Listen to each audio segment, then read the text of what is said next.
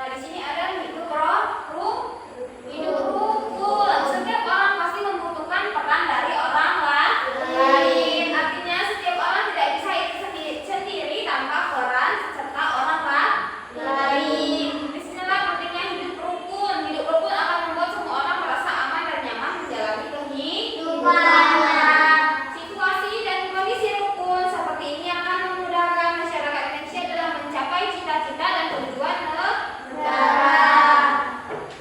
Ya, jadi dengan hidup rukun kita jadi lebih nyaman. Enak tidak kalau kita bermusuhan dengan teman? Misalkan kita ada butuh, tapi kita bermusuhan gimana? Tidak enak kan? Jadi enaknya hidup damai atau hidup rukun sesama teman. Misalkan samping sini kita rukun semua. Jadi enak meminta tolong, ya kan? Selanjutnya apa? Saling berbagi. Sebagai manusia, kita harus memiliki kepekaan terhadap apa yang orang lain butuhkan dan memiliki kerelaan untuk berbagi. Ketika kamu mempelajari sesuatu kepada orang lain, memberi sesuatu ya, artinya kamu memiliki kepedulian yang tinggi terhadap yang membutuhkan. Contohnya apa? Di sini berbagi bukan makanan dan kirana yang kebetulan tidak membawa bekal makanan. Ya, contohnya di sini ada Fatia selalu berbagi bekal makanan dengan Kinara yang kebetulan tidak membawa bekal makanan. Terus contoh lain apa? Menolong. Contohnya saling berbagi atau misalkan Fikri apa? Saling berbagi kan? Fikri tidak membawa uang jajan, ya kan? Terus siapa? Said membawa uang yang lebih. Jadi Said membeli jajanan terus berbagi kepada Fikri, ya kan? Itu contoh saling berbagi. Atau tidak, kalau tidak dibelikan jajanan dikasih Fikri duit 1.000. Misalkan Fikri ada 5.000, bagi 1.000 itu udah cukup kan untuk jajan. Itu saling berbagi. Yang selanjutnya itu ada tolong menolong. Ya, tolong menolong merupakan kegiatan terpuji yang dapat dilakukan oleh siapapun. Kalian bisa tidak saling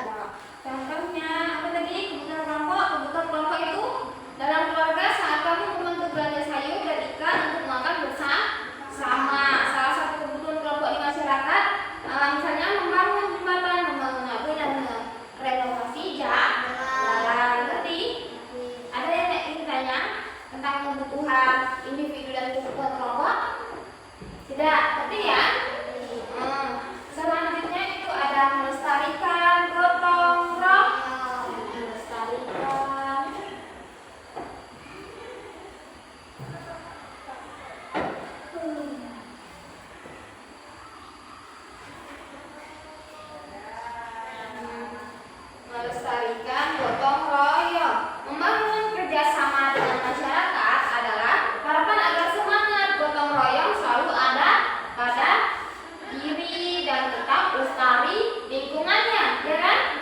Oleh karena itu kita membutuhkan beberapa usaha untuk melestarikan budaya gotong royong. Yang pertama apa? Keterlibatan semua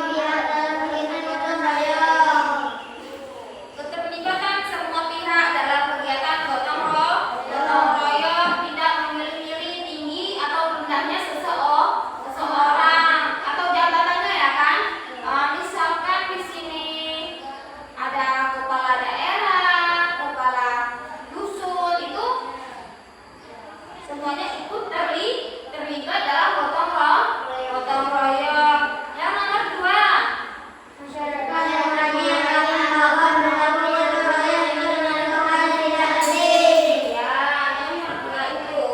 masyarakat mengurangi anggapan bahwa perilaku gotong royong itu termasuk hal yang tidak penting. Gotong royong itu sangat penting. Seperti misalkan ada jembatan roboh, nah gotong royong itu memudahkan kan kalau gotong royong cepat selesai, akses jalan juga cepat bisa dilalui.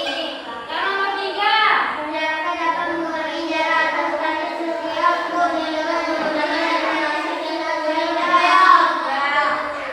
masyarakat dapat mengurangi jarak atau status sosial untuk menggunakan interaksi dan komunikasi saat gotong royong. Kalau gotong royong kita lebih akrab, ya kan? Lebih dekat. Yang tadinya jauh tidak kenal, kalau gotong royong jadi kenal, ya kan? Dan nomor 4, melibatkan peran pemerintah dalam rangka mensosialisasikan kebiasaan gotong royong. Kayak kata ibu tadi, melibatkan peran pemerintah kayak kepala desa, kepala dusun, terus apa lagi tadi? Yang lain lah, lainnya melibatkan untuk gotong royong, ya kan? Ada yang ingin ditanya tentang melestarikan gotong royong? Tidak? Kalau tidak